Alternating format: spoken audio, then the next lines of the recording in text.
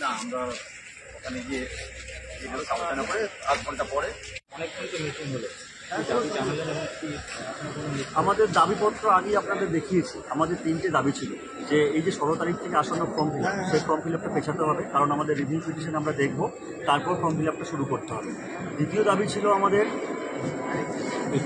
রিপ্যানেলিং এবং ওএমআর দিয়ে রিপ্যানেলিং করা, এবং না, এটা তৃতীয় দাবি ছিল। এবং দ্বিতীয় দাবি ছিল যে আমাদের যে আমরা যোগ্য, সেই যোগ্য যারা আমরা স্কুলে যাচ্ছি, আমরা বেতন পাচ্ছি, এবং যে লিস্ট ডিআই অফিসে আছে, সিবিআই দিয়েছে, এই লিস্টকে সার্টিফাইড যোগ্য আকারে পাবলিক ডোমেনে দিতে হবে। এই 3টে আমাদের দাবি ছিল। আমরা দীর্ঘক্ষণ মিটিং করলাম, কিন্তু আমরা কোনো রকম সদর্থক আশা পাইনি। চেয়ারম্যানের কাছে একটু জানানো হলো, তিনি কি বললেন? উনি তো অ্যাকচুয়ালি কিছু বলতে পারলেন না। উনি বললেন যে আমরা আলোচনা করে দেখছি, কিন্তু আমাদের সেই আশা আমরা দেখতে পাচ্ছি না। এটা আমরা ওখানে গিয়ে আলোচনা করব। আমরা তো সব একাই না, আমাদের টিম আছে, আমরা আলোচনা করে আপনারা গ্রুপটা ফলো করুন, গ্রুপে আমরা লিখে দিচ্ছি, আমরা প্রেস রিলিজ করবো।